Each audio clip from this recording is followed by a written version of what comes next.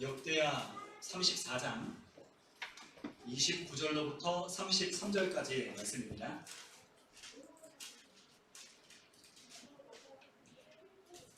네, 우리 다 찾으신 줄 믿고 우리 한 절씩 교독하여 읽겠습니다.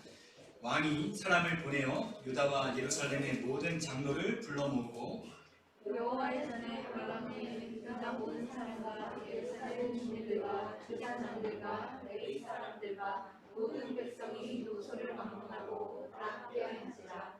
왕이 여호와의 전 안에서 발견한 언약책의 모든 말씀을 읽어 우리의 귀에 들려주고 왕이 자기 처소에 서서 여호와 앞에서 언약을 세우되 마음을 다하고 목숨을 다하여 여호와를 순종하고 그의 계명과 법도와 율례를 지켜 이 책에 기록된 언약의 말씀을 이루리라 하고 예루살렘과 베들레헴 있는 자들이 다 여호와께 참여하게 하며 예루살렘 주민이 하나님 곧 그의 조상들의 하나님의 언약을 따르느니라. 함께 읽습니다. 이와 같이 요시야가 이스라엘 자손에게 속한 모든 땅에서 가져간 것들을 다 제거하여 버리고 이스라엘의 모든 사람으로 그들의 하나님 여호와를 섬기게 하였으므로 요시야가 사는 날에 백성이 그들의 조상들의 하나님 여호와께 복종하고 떠나지 아니하였더라. 아멘. 네, 오늘 이 시간에 우리가 함께 다시 여호와께로라고 하는 제목으로 우리가 함께 하나님의 말씀에 은혜를 나누도록 하겠습니다. 오늘은 우리가 10월 31일, 우리가 10월 마지막 주일은 전 세계에 있는 교회가 매년마다 10월 마지막 주일은 종교개혁 기념주일 예배로 함께 예배합니다.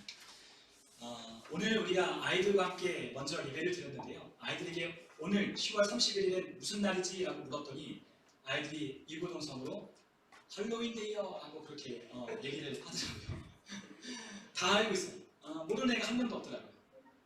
다 할로윈데이라고 알고 있는데 사실 우리 그리스도인들은 이 날이 할로윈데이가 아니라 바로 종교를 개혁한 날이다 라는 것을 우리가 반드시 기억해야 합니다. 어저께 신문기사를 보니까 오늘 아침에 보니까 어제 홍대나 이태원이나 강남 일대를 젊은이들이 완전 그 거리를 뒤덮고 어깨가 마주하도록 그리고 마스크를 안 쓴 사람도 엄청나게 많고 술과 담배로 그렇게 수많은 사람들이 파티를 하고 있다라고 하는 그러한 기사를 보게 되었습니다. 사실 우리 그리스도인들은 이 날이 우리가 할로윈데이가 아니라 종교개혁을 한 날이라고 우리가 인식해야 되는데 사실 종교개혁을 한 날이라고 생각하는 사람도 그리 많지는 않은 것 같아요. 하지만 우리가 세상의 문화를 따라가는 세상 사람들이 아니라 우리는 말씀 따라 예수님 따라 살아가는 사람들이라면 10월 31일은 10월 마지막 주일은 다시 종교를 개혁한 날이라는 것을 우리가 생각하면서 그 종교개혁을 한 날을 기념하며 우리의 신앙을 돌아보는 날로 한번 살펴야 되지 않을까 그런 생각을 하게 됩니다. 1517년 10월 31일 날 마르틴 루터가 비텐베르크 대학 그 교회 정문에다가 95개조 반박문을 써서 붙인 그 일로 종교개혁은 시작되었습니다. 그러니까 그 마르틴 루터는 로마서 1장 17절에 있는 말씀 오직 믿음으로 구원을 얻는다. 오직 의인은 믿음으로 말미암아 산다라고 하는 그 말씀을 듣고 깨달음으로 이 종교개혁을 일으켰습니다. 당시에 카톨릭 교회가 부패했던 종교 권력 그리고 부패한 이러한 기득권에 대항해서 마르틴 루터는 종교개혁을 단행했다는 거죠. 면죄부 하나만 돈 주고 산다면 천국에 갈 수 있다. 그러나 성경을 읽어보고 깨달아보니 구원은 하나님께만 있고 구원 얻는 방법은 오직 믿음으로 얻는다는 것을 깨달은 마르틴 루터는 이 로마 카톨릭 교회에 대항하여서 95개조 반박문을 아주 용감하게 비텐베르크 대학 교회 정문에다 붙여놨다는 겁니다. 물론 그 전에도 이 카톨릭 교회의 부패와 또한 이 무소불위의 권력을 휘두르는 이와 같은 잘못된 점을 지적하는 많은 사람들도 있었습니다. 간간히 그러한 종교개혁을 일으키려고 했던 사람들이 있었는데 이러한 종교개혁의 이 불길이 마르틴 루터를 통해서 온 유럽으로 퍼져나갔다는 거죠. 그리고 또한 그러한 종교개혁의 유산으로 지금 오늘날 이 개혁교회라고 하는 프로테스탄트 이 개신교가 탄생하게 된 것입니다. 그러나 사실 이 종교개혁을 했던 마르틴 루터 때문에 이 교회가 있는 것은 아니라고 생각해요.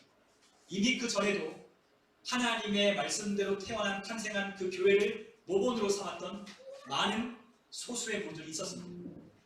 그리고 여전히 핍박과 환난 중에 중에도 하나님의 말씀 따라 살아가려고 했던 초대교회를 담고자 했던 수많은 사람들의 그와 같은 몸부림치는 신앙의 그와 같은 모습들이 있었다는 거예요. 어쨌든 우리는 그와 같은 신앙의 몸부림치는 하나님의 말씀대로 그 초대교회를 담고자 그리고 초대교회의 성도들처럼 신앙생활하고자 하는 그 원형으로 돌아가려고 했던 그 물결이 오늘 우리에게까지 왔다라는 것에 대해서 우리는 의의를 가져야 한다는 것이죠. 어쨌든 이러한 마르틴 루터를 통해서 시작된 이 종교개혁의 불길이 오늘날까지 우리에게 오게 된 것입니다. 그런데 오늘날 성도들이 잊고 있는 것이 있어요. 우리가 개혁된 교회이긴 하나 아직 우리에게도 개혁할 것이 많이 있다는 것. 아직도 우리에게는 많은 것들을 개혁해야 되는 그러한 잘못된 초대교회, 하나님 말씀과 다른 부분들이 우리에게는 아직도 많다는 것을 우리가 잊지 말아야 한다는 거죠. 우리는 전에 있던 교회를 보고 우리의 모습을 비추어보는 그러한 사람들이 되어서는 안 돼요. 우리가 70년대, 80년대 부흥했던 한국교회의 그 부흥했던 모습을 보고 우리는 그 모습을 따라가는 사람들이 아닙니다. 우리는 어디를 보고 따라가야 되냐? 바로 성령이 임하시고 탄생했던 그 초대교회, 그리고 그 초대교회 가운데 신앙생활했던 초대교회 성도들의 모습을 보고 성경을 보고 우리는 그 모습을 회복하기를 우리는 소망하며 우리를 개혁해야 된다는 것. 그것이 우리 주님께서 원하시는 바로 우리의 개혁된 모습일 겁니다. 그렇기 때문에 교회는 개혁을 멈춰서는 안 된다는 거죠. 계속해서 교회는 개혁되어야 합니다. 어디로? 하나님의 말씀과 담도로. 하나님의 말씀의 원형을 우리가 본받으려고 우리는 계속해서 우리는 개혁해야 한다는 것이죠. 우리에게도 잘못된 부분들이 아마 있을 겁니다. 그리고 또한 지금 한국 교회에 잘못된 부분들도 아마 있을 겁니다. 그런데 그러한 부분들을 우리가 전에 했던 부흥했던 그때를 바라보며 그때를 추억하며 그때를 떠올리며 그때로 돌아가려고 한다면 우리의 개혁은 실패하고 말 거예요. 그렇다면 어디로? 다시 초대교회, 다시 초대교회 성도들이 신앙했던, 그들이 기도했던, 그들이 전도했던, 그들이 하나님의 말씀대로 살아냈던 그 삶으로 우리가 돌아가야 한다는 것이죠. 우리는 이와 같은 개혁에 관한 우리는 그와 같은 성도라는 것을 우리는 늘 염두에 두며 우리 안에 하나님 모습, 하나님 말씀과 잘못된 부분들이 우리 안에 있다면 과감하게 우리는 수정하고 고칠 수 있는 그러한 성도들이 되어야 하는 것이죠. 이 마르틴 루터는 이러한 종교개혁을 이심층이 오직 믿음으로만 구원을 얻는다는 이심층이라는 그와 같은 지치를 올려들고 오직 성경, 오직 믿음, 오직 은혜, 오직 그리스도, 오직 하나님께만 영광이라고 하는 종교개혁 5대 강령을 읽고 이 종교개혁을 시작했습니다. 물론 그때 당시에 가톨릭 교회가 무소불위의 권력을 휘두르고 있었기 때문에 이 가톨릭 교회에 대항한다는 건 곧 목숨을 내놓는 일과 마찬가지였습니다. 그럼에도 불구하고 수많은 위협과 고난과 역경 속에서도 이 마르틴 루터는 종교개혁을 포기할 수 없었습니다. 왜냐하면 그것이 하나님이 원하시는 것이고 또한 그것이 하나님의 뜻하신 바이기 때문이었습니다. 하나님의 섭리와 하나님의 보존으로 마르틴 루터는 죽지 않고 살아서 그 종교개혁을 계속해서 불러일으켰다라는 것이죠. 자, 우리는 계속해서 우리는 원래대로 돌아가야 됩니다. 개혁은 다시 뭔가 새로운 걸 만들어내는 게 아니에요. 개혁은 원래 있는 것을 회복하는 겁니다.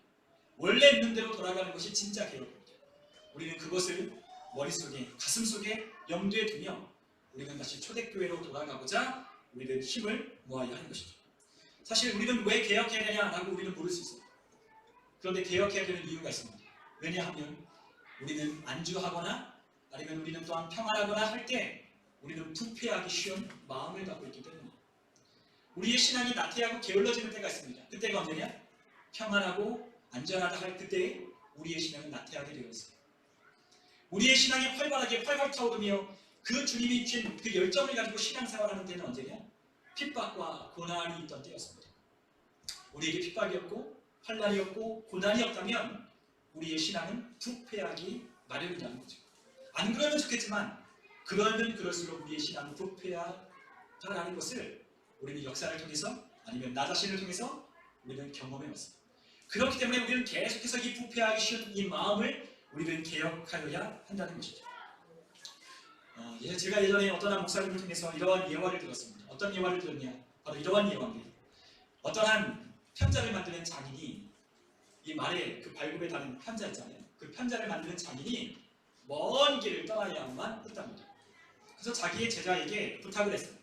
내가 떠나갔다 돌아올 때까지 이 말굽에라는 이 편자를 100개를 만들어라. 그렇게 부탁을 하고 떠나가요. 그런데 어떻게 부탁을 하냐? 이 편자를 만드는데 내가 이 모형을 하나 줄 테니, 내가 만든 이 모형을 줄 테니 이거랑 똑같이 100개를 만들어라 라고 부탁하고 먼 길을 떠납니다. 그리고 몇 달 후에 그 스승이 돌아왔습니다. 그래 돌아왔는데 그 제자가 만든 편자 100개를 살펴보니 자기가 만든 것과는 다르다는 거예요. 그래서 왜 이렇게 만들었냐고 물어봤더니 그 제자가 이렇게 말을 했어요. 처음에 만들 때는요, 스승님이 준 편자를 가지고 만들었어요. 그 다음에는 제가 만든 것 보고 만들었어요. 그리고 그 다음에 또 제가 만든 것 가지고 보고 만들었어요. 그러다 보니 이렇게 됐습니다 라고 이야기를 합니다. 여러분, 우리의 이 개혁이 우리의 지난날에 있던 어떤 교회의 한 지점을 우리가 회복하는 그러한 개혁이 돼서는 안 되는 이유가 바로 여기에 있는 것이죠. 우리는 어떠한 중간이나 아니면 최근이나 어떠한 우리가 이상적으로 드리는 그러한 큰 교회를 보고 우리는 모델로 삼는다면 우리의 개혁은 실패하고 마는 거예요. 우리는 계속해서 어디로 가야 되냐? 바로 주님께서 성령을 통하여 탄생하게 한 그 초대교회. 그 기도하고 모이면 기도하고 흩어지면 전도하고 핍박과 환난 속에서도 믿음을 잃지 아니하고 하나님의 능력과 이적과 권능을 나타내며 하나님의 말씀에 모인 공동체를 우리는 이루어가야 한다는 것이죠. 그것이 오늘날 우리에게 주신 사명입니다. 목사에게만 아니라 목사이자 성도인 우리 모든 직분자와 우리 모든 성도, 그리스도인이라고 하는 이름을 가진 모든 사람들에게 우리 주님께서 맡겨주신 사명이죠. 우리 주님은 내 교회를 이루라라고 말씀하셨어요. 내 교회를 세우라라고 말씀하셨습니다. 사람이 주인 되는 교회 아니라, 사람이 왕이 되는 교회 아니라, 어떤 한 사람에 의하여 움직이는 교회가 아니라 성령이 이끄시는 교회, 성령이 통치하시는 교회, 성령의 능력과 이적이 나타나는 교회, 그리고 그와 같은 능력으로 그 신앙했던 성도들과 교회의 모습을 회복하라고 우리에게 사명을 주십니다. 그렇기 때문에 우리는 계속해서 그때 그 모습으로 돌아가야 한다는 거죠. 사실 코로나 때문에 우리가 잊혀진 것이 있습니다. 그것이 뭐냐? 바로 우리가 예배만 아니라 교제도 많이 잃어버렸어요. 그리고 전도도 잃어버렸어요. 사실 예배 하나만 드리는 것만 해도 우리가 감사해야 되는 시대가 되었어요. 그런데 교회는 예배만으로 움직여가지 않아요. 교회는 어떻게 움직이냐? 교회는 말씀과 기도와 성령의 충만함을 받아 전도하며 또한 그 성도들이 모여 교제를 나누고 또한 하나님께 감사와 찬송 올려드리는 것이 바로 교회인 거죠. 교회 안에 이와 같은 것들이 함께 수레바퀴처럼 움직여가야 돼요. 예배만 드린다고 해서 우리의 신앙이 보존되지 않습니다. 성도들이 함께 모여서 함께 삶을 나누고 함께 그 신앙을 함께 이루고자 하는 그와 같은 공동체가 있을 때 이 신앙이 더욱더 타오르는 거예요. 이제 11월 1일부터 위드 코로나가 시작된답니다. 물론 세상과는 다른 기준이 교회에게 적용돼요. 접종 완료자만 모여라 라고 하는 그러한 기준이 있지만 어쨌든 우리는 이와 같은 기준이 우리에게 완화됐을 때 우리는 더욱더 어떻게 우리는 모일지, 어떻게 우리의 삶을 나누고 교제를 나눌지 우리는 고민해야 되는 거예요. 그럴 때 우리는 다시 초대교회처럼 회복될 겁니다. 초대교회 성도들은 함께 모여 식사를 나누고 또한 식사를 나누는 것뿐만 아니라 함께 예배하고 함께 은혜를 나누고 또한 서로 기도해주며 그리고 또한 전체가 또한 함께 모여서 예배했던 그러한 공동체였어요. 우리는 이와 같은 초대교회를 회복하려고 하는 이와 같은 사명을 우리가 함께 공유하여야 합니다. 오늘 우리가 함께 읽은 말씀 역대하 34장에 우리가 오늘 함께 주목해야 보아야 할 왕이 등장해요. 그 왕의 이름은 요시야였습니다. 우리가 요시야라고 하는 이 왕, 여러분 혹시 기억하고 계십니까? 여러분 혹시 히스기야 왕, 또한 여호사밧 왕, 우리가 기억하는 왕인 몇 명이나 있을까요? 다윗 왕, 솔로몬 왕. 그런데 우리가 잊지 말아야 할 아주 성경에서 주목하여 보고 있는 왕이 바로 우리가 함께 읽은 이 성경의 본문의 역대하 34장에 기록된 요시야라고 하는 왕이었습니다. 자, 요시야 왕이 했던 것은 무엇이냐? 바로 종교를 개혁했습니다. 종교 개혁의 아이콘이 바로 요시야 왕이었습니다. 여러분, 하나님께서는 평가를 하십니다. 하나님은 사람들을 평가하시는데 특별히 왕들을 평가하셨어요. 그런데 그 왕들을 평가할 때 어떻게 평가하냐? 바로 다윗이라고 하는 인물을 들어서 그 기준을 삼아서 그 왕들을, 역대 왕들을 평가를 했습니다. 자, 그런데 오늘 우리가 함께 읽지는 않았지만 우리가 역대하 34장 우리가 2절에 있는 말씀을 보면 하나님께서 요시야라고 하는 왕을 어떻게 평가했는지 거기에 잘 나와 있어요. 우리 한번 역대하 34장 2절에 있는 말씀을 우리 한번 같이 한번 읽어보면 좋겠는데 함께 같이 한번 읽어보겠습니다. 여호와 보시기에 정직하게 행하여 그의 조상 다윗의 길로 걸으며 좌우로 치우치지 아니하고. 아멘. 자, 여호와 보시기에 첫 번째 어땠다? 정직했다라고 그렇게 말씀하고 있어요. 그리고 또 하나 하나님께서 말씀하시는 평가는 무엇이었냐? 그의 조상 다윗의 길로 걸으며 좌우로 치우치지 아니하였다라고 그렇게 평가합니다. 유다의 왕들 중에는 하나님께서 칭찬하셨던 왕들이 있었어요. 그 칭찬의 대부분은 이런 것이었습니다. 정직하게 행했다. 정직하게 행했다. 그런데 정직하게 행했다라고 하는 왕이 한 7, 8명 있어요. 그런데 정직하게 행하였다라는 것 플러스 다윗의 길로 걸었다, 행했다 라고 하는 그 평가를 받은 왕이 또 있었습니다. 그런데 그 왕은 7, 8명 중에 단 3명밖에 없었어요. 그 왕은 누구냐? 여호사밧, 그리고 우리가 잘 아는 히스기야, 그리고 요시야라고 하는 이 왕을 하나님은 정직하였을 뿐만 아니라 다윗의 길로 행한 왕이라고 하나님은 평가하셨다는 거예요.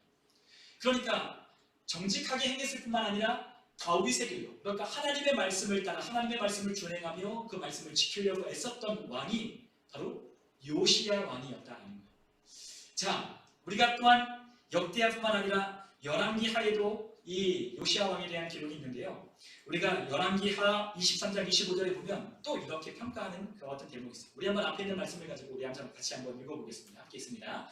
요시야와 같이 마음을 다하며 뜻을 다하며 힘을 다하여 모세의 모든 율법을 따라 여호와께로 돌이키는 왕은 요시야 전에도 없었고 후에도 그와 같은 자가 없었다. 아멘. 자, 하나님께서 열왕기하에는 이렇게 평가를 하셨어요. 마음을 다하고 뜻을 다하고 힘을 다하고. 이거 우리가 신명기에서 본 말씀이잖아요. 하나님께서 그 백성들에게 말씀하실 때 너희는 마음을 다하고 뜻을 다하고 힘을 다하여 주의 하나님을 사랑하라 할 때 바로 그 말씀. 그런데 요시야 왕은 어떻게 했어요? 마음을 다하고 뜻을 다하고 힘을 다하여서 바로 하나님의 말씀을 따라 돌이켰다는 거예요. 자, 얼마나 대단한 칭찬입니까? 하나님이 이와 같이 칭찬하시는 왕이 전에도 없었고 후에도 없었다는 거예요. 그러니까 요시야라고 하는 이 왕은 전무후무한 왕이었습니다. 우리가 그 앞에 있는 여호사밧도 히스기야도 종교 개혁을 단행한 왕이었어요. 그러나 요시야처럼 철저하게 종교 개혁을 단행했던 왕은 요시야 같은 왕이 없었다는 거예요. 자, 요시야가 어떤 종교 개혁을 하냐? 우리가 그 말씀 우리가 함께 보면 요시야는 우리가 함께 역대하 34장 3절에 보면 바로 이와 같이 개혁을 하기 시작합니다. 우리가 한번 34장 3절에 있는 말씀 한번 같이 한번 읽어볼까요? 함께 있습니다. 아직도 어렸을 때 곧 왕위에 있은 지 8년에 그의 조상 다윗의 하나님을 비로소 찾고 제 12년에 유다와 예루살렘을 비로소 정결하게 하여 그 산당들과 아세라 우상들과 바로 새긴 우상들과 부어 만든 우상들을 제거하여 버리매. 아멘. 자, 3절에 보니까 지금 그 나이 8세에 왕이 되었다고 했어요. 아주 어린 나이에 왕이 되었습니다. 아버지 아몬이라고 하는 왕이 일찍 죽어서 그 요시야라고 하는 왕은 8세에 왕위에 등극해요. 그런데 그 요시야가 8세 때 하나님을 찾는 게 아니라 몇 년 뒤에 하나님을 찾냐? 바로 왕에 등극한 지 즉위한 지 8년이 지난 16살 때 드디어 하나님을 찾기 시작하는 거예요. 그리고 나서 제12년 왕이 등극한 지 즉위한 지 12년 20살 때 바로 종교개혁을 단행하기 시작했다는 거예요. 자, 여러분 한번 생각 한번 해보셔요. 이 요시야라고 하는 왕의 아버지는 아몬이고 할아버지는 므낫세였어요. 므낫세와 아몬은 악한 왕이었습니다. 선한 왕이 아니었어요. 하나님 보시기에 정직한 왕이 아니라 하나님 보시기에 악을 행하는 왕이 바로 므낫세와 아몬이었어요. 우리 그런 말을 많이 하거든요. 저도 나이가 들어보면 아버지를 은연중에 닮아가더라고요. 우리 딸들은 어머니를 닮아간다고 하는데 아들은 아버지를 닮는다고 그러더라고요.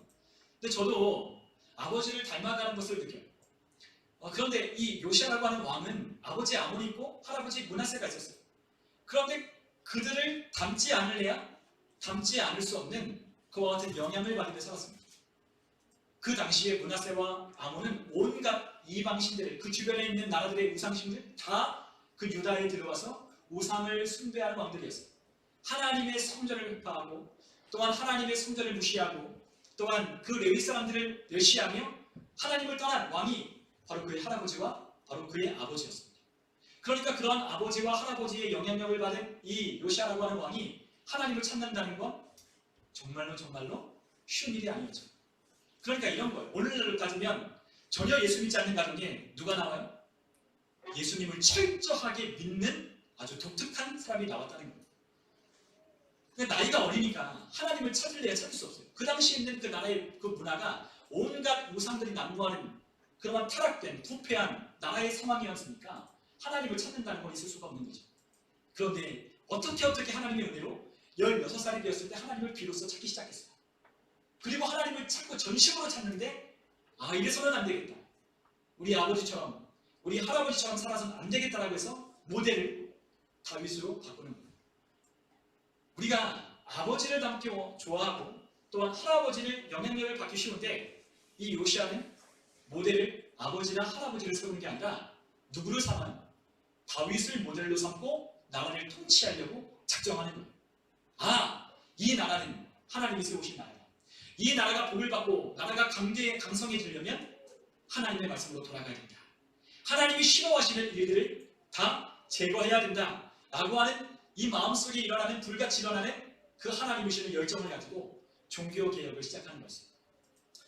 그런데 수많은 이 역대 왕들 중에 하나님께 좋은 평가를 받은 사람들이 종교개혁을 다니겠는데 그 종교개혁은 반쪽짜리에 그친 종교개혁이 많았어요. 우상들을 제거는 합니다. 아세라 목상들을 찍어버리고 바알의 제단들을 헐어버리고 또한 수많은 이방의 산당들을 제거하고 또한 많은 그런 같은 풍습들을 몰아내는 데는 성공했어요. 그러나 한 가지는 완벽하게 해내지 못한 것이 있는데 그것이 무엇이냐? 바로 산당을 제거하지는 못하는 거예요. 그러니까 산당을 제거하기는 하는데 완벽하게 산당을 제거하지는 못했습니다. 그 당시에 있던 이스라엘 백성들, 유다 백성들은 산에 있는 제단, 그러니까 산에 올라가서 하나님을 예배하고자 하는 그러한 제단들을 곳곳에 있는 산들마다 많이 만들어놨어요.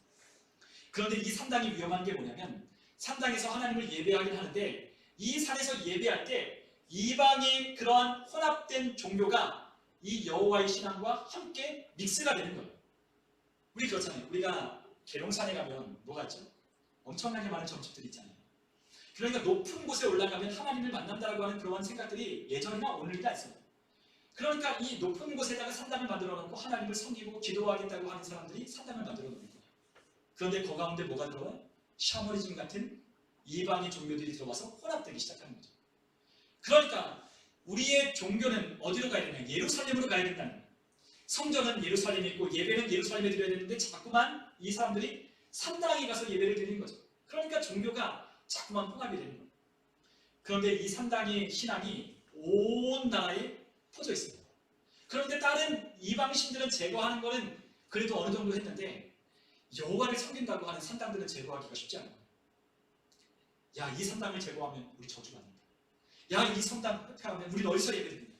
라고 하는 그런 마음들이 이 백성들 가운데 있으니까 산당을 제거하는데 엄청나게 많은 걸림돌이 됐습니다. 그런데 여호시아는 타협하지 않아요. 이러한 혼합된 산당, 예배 부셔버리고 하나님께로 예배하려면 어디로 가야 된다? 예루살렘 성전으로 가야 된다.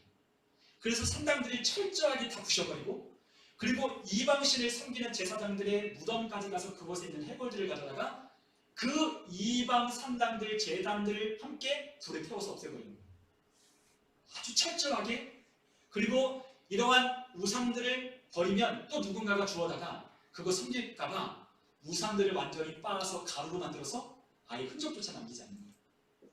아주 철두철미한 아주 개혁을 했던 왕이 바로 요시아였습니다. 그러니까 하나님께서 요시아를 어떻게 평가해요? 전에도 없었고 후에도 없었다. 다윗처럼 하나님의 말씀을 따라 율법을 따라 준행하며 지켰던 사람은 요시아밖에 없다는 하는 엄청난 칭찬을 한 것이죠. 자, 이와 같은 상황 속에서 이 요시아는 철저한 종교개혁을 단행하는 거예요. 그런데 요시아가 살았던 그 시대가 암울했어요. 쉽지 않았어요. 나라가 점점 부강했던 그 증조부가 되는 히스기야 때 아주 강력했던 그 나라가 점점 쇠퇴하기 시작합니다. 할아버지 므낫세 이러로 아몬 이러로 나라의 국력이 자꾸만 축소되는 거예요. 그리고 나라의 타락상이 부패상이 엄청나게 많아지는 거예요. 하나님을 떠나니 온 나라에 온갖 죄악과 도덕과 윤리의 타락이 그 나라 가운데 이루어집니다. 그리고 국제적인 정세도 어려워요. 국제적인 정세가 어땠냐? 바로 북이스라엘은 아수르에 멸망했습니다. 그리고 그 북쪽에는 아수르뿐만 아니라 신흥 국가, 아주 태양처럼 등장하는 바벨론이 떠오르고 있습니다. 그리고 아래는 누가 있냐? 애굽이라고 하는 전통적인 강대국이 그 밑에는 버티고 있는 거예요. 그러니까 온 나라의 사방이 뭘로 둘러싸여 있어요? 강력한 나라가 그 남유다를 둘러싸고 있는 거예요. 그러니까 국제적인 정세도 어렵고 나라 안도 어렵습니다. 가난이 찌들고 부패가 만연하고 그리고 종교적인 타락, 영적인 타락 이루 말할 것 없이 온갖 백성들이 피폐해진 삶을 살고 있습니다. 그런데 그럴 때 요시야는 하나님께 돌아가야 산다라고 하는 것을 깨닫고 종교를 개혁하기 시작합니다. 하나님이 싫어할 만한 것들을 다 부셔버리고 깨뜨려버리고 다시 하나님께로 돌이키기 시작합니다. 그리고 또 하나 요시야가 했던 개혁이 무엇이었냐? 바로 성전을 정결하게 하는 거예요. 그런데 심지어는 성전 안에 어떤 집이 있냐? 남자 창기의 집도 그 성전 안에 있었다는 거예요. 몸을 파는 남자 창기의 집이 성전 안에 있을 정도로 이 종교와 영적인 타락이 극에 달한 시대가 바로 이 요시야가 때였습니다. 요시야는 성전을 정결하게 하기 시작했어요.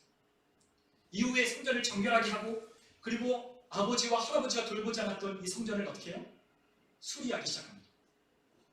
할아버지도 돌보지 않고 아버지도 돌보지 않았던 이 성전, 폐파된 성전, 아무도 돌보지 않아 온갖 거미줄 끼고 온갖 무너지고 부서진 그 성전을 수리하고 고치기 시작합니다. 그리고 온 백성들을 불러 모아 다시 하나님께 예물을 올려 성전을 보수하고 또한 성전을 섬기는 레위 사람들을 세워야 된다라고 해서 온 백성들을 다시 촉구하기 시작합니다.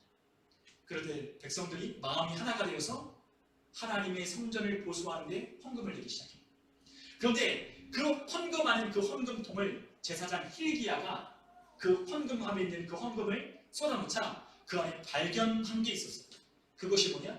하나님의 언약책, 율법책을 그 힐기야가 발견하게 되는 거예요. 엄청난 발견이었습니다. 그 당시에 하나님의 말씀 율법책이 사라졌어요.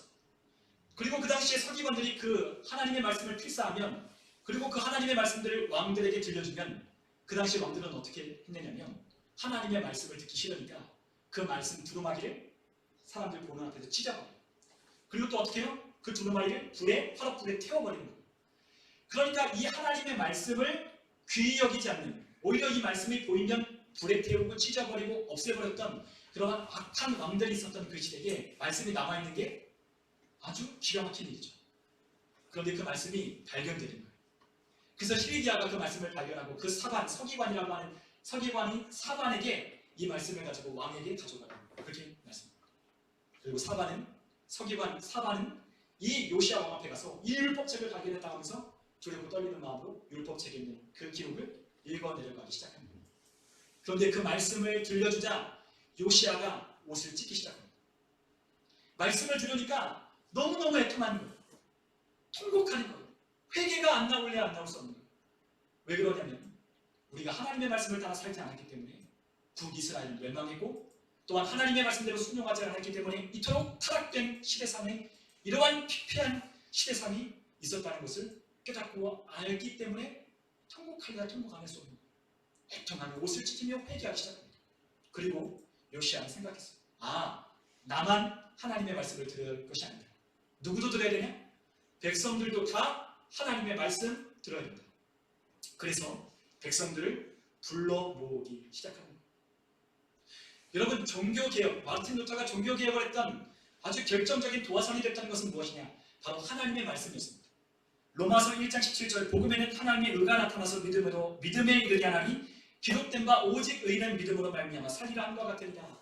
하박국에 있는 그 말씀을 인용한 로마서 1장 17절에 있는 말씀을 듣고 깨달아 종교개혁의 도화선을 붙이는 것. 여러분, 요시야도 마찬가지입니다. 종교개혁을 단행한 그 결정적인 계기는 뭐냐? 바로 하나님의 율법책을 발견하고 그 말씀을 깨달아 알 때부터 이 종교개혁을 단행하기 시작합니다. 종교개혁을 그냥 하는 게 아니라 하나님 말씀대로 해야 되겠다. 이제 하나님의 말씀대로 돌아가야 되겠다. 하나님의 말씀대로 우리가 그 말씀을 지켜야 되겠다. 하나님의 말씀대로 우리가 잘못된 부분들은 고치고 수정해서 하나님이 기뻐하시는 사람이 되어야 되겠다 라고 이 종교개혁을 시작하는 거죠. 요시야는 그 마음속에 불붙는 하나님의 말씀, 그 열심이 그 마음에 불붙자 그 백성들에게도 이 말씀을 들려주기 시작합니다. 오늘 우리가 함께 읽은 말씀 함께 보면 우리가 이 요시야가 29절에 보니까 왕이 사람을 보내어 유다와 예루살렘의 모든 장로를 불러 모았다라고 그렇게 기록해. 그리고 30절이 뭐라냐?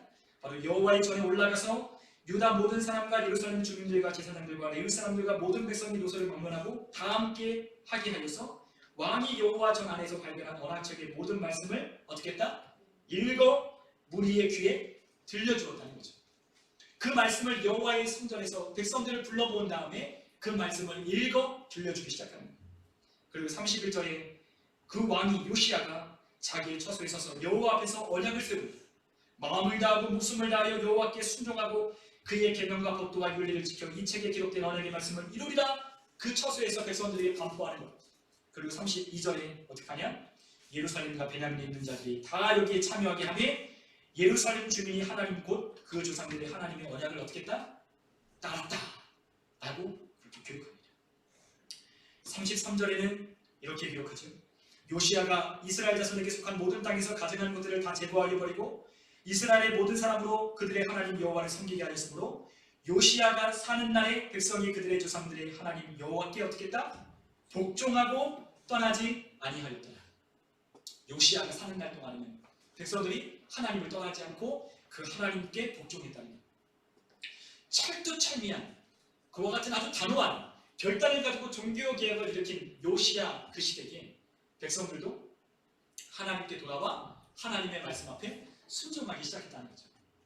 여러분, 종교개혁은, 이러한 개혁은 다른 곳으로 출발하는 게 아니에요. 우리의 신앙생활도, 우리의 신앙의 올바른 모습을 회복하는 것도 어디로부터 시작되냐? 바로 하나님의 말씀으로부터 시작합니다. 우리가 하나님의 말씀을 읽지만, 우리가 하나님의 말씀을 묵상하지만, 우리가 하나님의 말씀에 대한 진지한 태도가 우리 가운데 없다면 우리는 개혁할 수 없다는 거예요. 우리에게 하나님의 말씀이 없기 때문에 우리가 하나님의 말씀으로 돌아가지 못하는 것이 아닙니다. 무엇이 없기 때문에? 하나님의 말씀에 대한 진지한 태도가 우리 가운데 없기 때문에 우리가 하나님께로 돌아가지 못하는 거예요. 여러분, 아모스 선지자는요 이렇게 백성들을 향하여 이야기했어요. 그 북이스라엘 시대 때 그 북이스라엘의 멸망을 예고했던 그 아모스 선지자는 백성들에게 이렇게 말씀합니다. 우리 한번 아모스 8장 11절에 있는 말씀 다 같이 우리 같이 한번 읽어보겠습니다. 함께 읽죠. 주 여호와의 말씀이니라. 보라, 나니 이를지라. 내가 그들을 땅에 보내리니 양식이 없어 줄이지 않으며 물이 없어 바람이 아니요 여호와의 말씀을 듣지 못한 기갈이라. 아멘. 자, 북이스라엘이 망하는 이유가 뭐냐? 그 망하는 이유가 무엇이냐? 라고 할 때 아모스 선지자는 이렇게 말을 하는 거예요. 외치는 거예요. 하나님의 말씀이다. 보라, 날이 이를 것이다. 심판의 날이 이른다. 내가 기근을 땅에 보내리니 양식이 없어 주림이 아니다. 물이 없어 가람도 아니다. 뭐가 없어? 하나님의 말씀을 듣지 못한 기갈 때문이다. 라고 아모스 선지자는 하나님의 말씀을 대언하기 시작합니다. 여러분, 우리가 이 땅이 망하게 생겼습니다. 이 땅이 심판을 면하지 못하게 생겼습니다. 그런데 우리에게 양식이 없거나 아니면 우리에게 물이 없어서 가라는 것이 아니라 하나님의 말씀을 듣지 못해서 이 땅이 기근이 오고 이 땅이 망할 것입니다. 라고 아모스 선지자는 외치는 거예요. 여러분, 우리가 망하는 이유가 있습니다. 우리가 망하는 이유, 우리가 멸망을 받는 이유, 심판을 피하지 못하는 이유, 만약에 우리가 그렇다면 우리에게 찾아오는 그 심판은 결국에는 하나님의 말씀을 듣지 못한 기갈 때문이라는 거예요. 여러분, 우리에게 오늘날 이처럼 말씀의 홍수 속에 살아가는 시대가 없습니다. 오늘날처럼 말씀을 언제든지 우리가 들을 수 있고 볼 수 있는 시대가 오늘날 같은 시대가 없었어요. 전무후무한, 전에도 없었고 후에도 없는 그러한 시대에 우리가 살아가고 있어요. 오늘처럼 신앙생활 잘 하려고 마음 먹는다면 잘할 수 있는 시대가 오늘날 같은 시대가 없었다는 거예요. 여러분, 우리는 그리스도인들은 이렇게 불편합니다. 너무너무 힘들다고 신앙생활하기. 코로나 때문에 힘들고, 또한 교회를 핍박하는 것 때문에 힘들고, 또한 교회를 바라보는 시선이 너무나 강팍해져서 신앙생활하기 어렵다라고 많은 사람들이 그렇게 이야기해요. 신앙을 지켜가는 게 힘들다, 내가 예수 믿는 게 어렵다라고 사람들이 불평하고 힘들다고 그렇게 토로하거든요. 근데 저는 그분들에게 묻고 싶어요. 오늘처럼 신앙생활하기 좋은 데가 또 어디냐? 기도한다고 누가 잡아가긴 합니까? 성경책을 소지하고 있다고 해서 그 성경책 소지한 죄로 감옥에 보내긴 합니까? 예수님 믿는다고 우리의 목숨을 날아가게 하는 일이 있습니까? 예수를 전한다고 해서 우리를 감옥에 가두기는 합니까? 안 하잖아요. 마음대로 성경을 볼 수 있고, 마음대로 기도하고 싶으면 기도할 수 있고, 교회 가고 싶으면 말리지 않는 이러한 엄청나게 좋은 신앙생활하기 좋은 시대를 우리가 살고 있음에도 우리는 신앙생활하기 어렵다는 거예요. 여러분, 요시야 왕 시대를 보잖아요. 아버지가 그랬고 할아버지도 그랬어요. 주변에 하나님을 온전히 따르는 사람이 한 명도 없어요. 그런데도 그는 종교개혁을 했어요. 자기를 개혁해서 하나님을 마음을 다하고 뜻을 다하고 힘을 다하여 하나님의 말씀을 온전히 지키려고 다윗의 길로 행했어요. 그런데 우리에게는 하나님의 말씀이 주어져 있고, 또한 그 하나님의 말씀을 듣고 있고, 또한 그 하나님의 말씀을 우리가 안다라고는 하지만 우리가 하나님께로 돌이키려고 하지 않는 거예요. 우리는 다시 우리를 개혁해야 된다라고 하는 이와 같은 절대적인, 그와 같은 우리 주님께서 우리에게 들려주시는 그와 같은 명령을 우리는 그냥 듣고 흘려보낼 것이 아니라 우리 주님이 원하시는 그 신앙의 모습으로 우리는 돌이키려고, 우리는 몸부림을 쳐야 하는 거예요. 기도하지 않으면 기도하려고 하고, 하나님의 말씀을 묵상하지 않으면 그 말씀을 묵상하려고 하고, 그리고 또한 우리가 남에게 복음을 전하지 못한다면 어떻게 하든지 복음을 전할 수 있도록 우리에게 용기와 힘을 주시라고, 성령이 충만함을 받아 내가 그 복음 전할 수 있게 하나님 내 안에 불붙는 영을 사랑하는 마음을 달라고 기도해야 되는 거예요. 여러분, 우리가 그렇게 살지 않으면 우리의 신앙은 유지가 되는 게 아니라 그 신앙은 퇴보가 되는 거예요. 나는 신앙생활 할지 모르지만 우리의 자녀들은 더 이상 신앙을 하지 않고 떠나가고 싶어요. 오늘날 많은 젊은이들이 대학교에 가고 사회에 가면 교회를 떠납니다. 교회에 젊은이들이 없어요.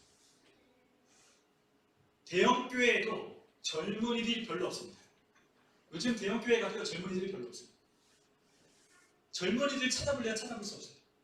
그 많던 젊은이들이 다 사라졌어요. 젊은이들이 겨우겨우 명백이 있는 곳이 대형교회라고 하지만 대형교회의 그 숫자에 그 비례해서 그만큼 젊은이들이 있는 게 아니라 아주 적은 숫자의 무리들만 젊은이들이 남아있어요. 왜 그러냐? 우리의 신앙이 그만큼 퇴보했다는 거예요. 시대와 맞서 우리의 신앙을 지켜가려고 했다는 게 아니라 시대의 흐름에 편승해서 교회가 시대를 쫓고 시대에 영합하는 그러한 신앙을 했기 때문에 이 교회에 남아있는 사람들이 없는 거예요. 여러분, 오히려 핍박과 환난 가운데 수많은 성도들은 늘어났어요. 핍박이 오면, 환난이 오면 더 모였어요. 서울의 어떤 교회는요, 교회가 폐쇄됐어요. 그런데 그 교회가 폐쇄되자 성도들 80%가 각 가정에 모여서 예배하기 시작합니다. 마치 초대교회처럼. 법원에서요, 이 교회를 폐쇄한 거를 해제를 시켜줘야 되는데 왜 교회를 이토록 오랫동안 교회를 폐쇄하고 있느냐고 목사님이 물어보니까, 그 교회 담임 목사님이 물어보니까 교회 법원에 판사님이 이런 교회를 폐쇄하는 법은 있는데 교회를 폐쇄를 해제하는 법은 없다는 거예요. 찾아봤는데 그런 조례가 없는 거예요. 그러니까 나로서는 어떻게 교회를 해제해 주고 싶어도 그 해제할 수 없다고 그렇게 이야기를 하는 거예요. 그래서 교회에 안 모였어요? 아니요. 교회에 모였어요. 그러한 시기가 한 2달여간 됐는데 성도들이 떠나지 않아요.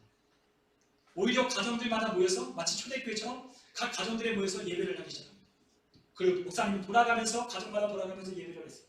그리고 얼마 전에, 한 주 전인가 2주 전에 그 교회가 해제가 되었다는 소식이 들렸어요. 그래서 저는 그런 생각이 드는 거예요. 우리가 신앙을 우리가 탄압하고 우리의 종교를 억압한다고 해서 우리가 그것에 편승하고 그것을 따라간다면 우리의 신앙은 무너질 수밖에 없겠구나. 그러나 그럼에도 불구하고 핍박이 오면 올수록 더 하나님의 말씀 가지고 모이고 신앙을 지키고 함께 예배하려 몸부림을 친다면 하나님은 이 교회를 붙드시고 이 교회를 하나님 부흥시켜 주시겠구나 라는 생각이 들었습니다. 여러분, 우리는 개혁을 해야 돼요. 요즘 많은 대형교회가 정부가 하라는 대로 다 하고 있어요. 참 안타까운 건 그런 거예요.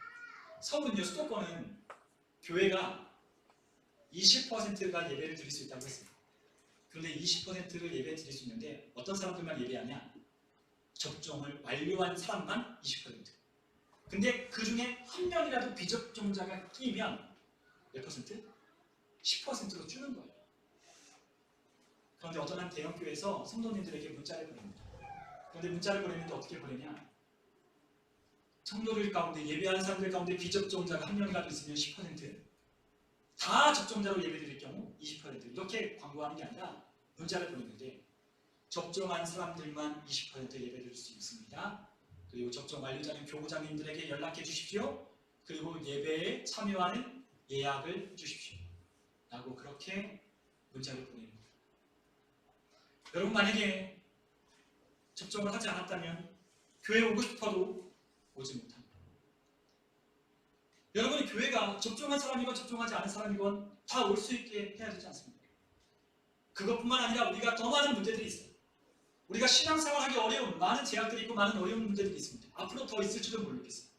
그러나 그것들을 우리가 제한하거나 예배를 하려고 하는 사람들을 우리가 막거나 아니면 예배하려고 하는 그 사람들의 모임을 우리가 하지 못하게 막는다면 그거는 하나님이 원하시는 일이 아닌 겁니다.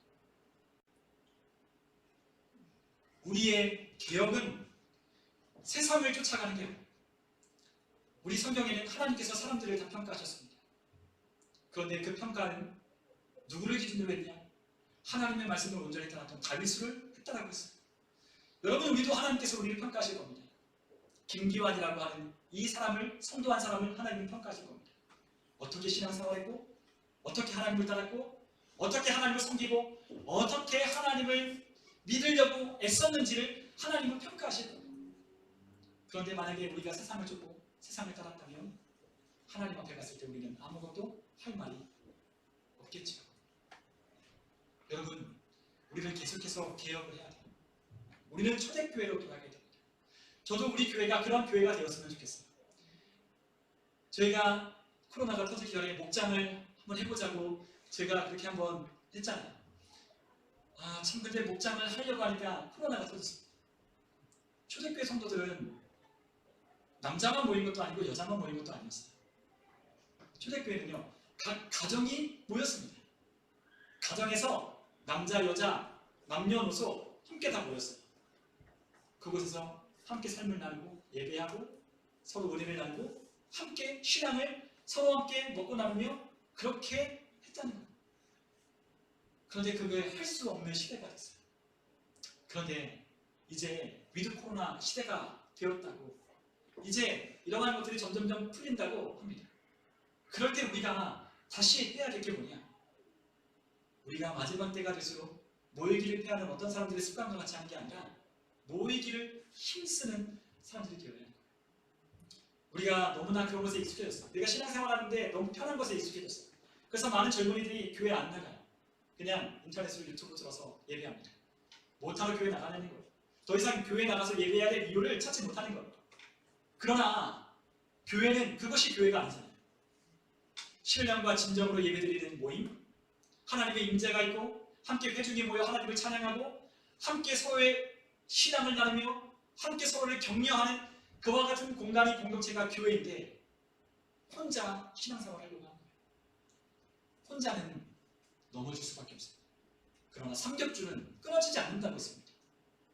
줄을 엮고 또 엮으면 한 줄은 끊어지기 쉬우나 세 줄, 네 줄 되는 겹줄은요 웬만해서는 끊어지지 않아요. 여러분, 우리가 다시 돌아가야 할 것은 바로 초대교회와 같은 교회, 그리고 또한 우리의 모습 가운데 하나님이 싫어할 만한 모습들이 있다면 하나하나 우리는 제거해야 합니다. 누가 할까요? 자신이 잘 알죠. 나의 삶에 하나님이 싫어하는 것이 뭔지, 하나님이 원하시는 것이 무엇인지, 하나님이 어떻게 살기를 원하시는지 하나님이 너무나 우리에게 말씀을 통하여 우리에게 벌써 이미 오래전부터 우리에게 말씀하셨을 겁니다. 그런데 우리가 개혁하지 아니하고 다시 멈춰있던 그 삶에서 우리는 다시 돌아가야 됩니다. 이제 다시 일상으로 회복이 될 겁니다. 그리고 다시 돌아갈 겁니다.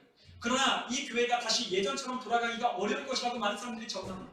그러나 우리 교회는, 우리가 함께 신앙하는 이 교회는 다시 예전처럼, 예전이 아니라 다시 그 옛날 초대교회처럼 우리는 돌아가야 되는 거예요. 그 돌아갈 때 저만 하는 게 아니라 누가 해야 됩니까? 우리 집사님들 또한 우리 성도님들 다 함께 마음을 모아서 초대교회죠.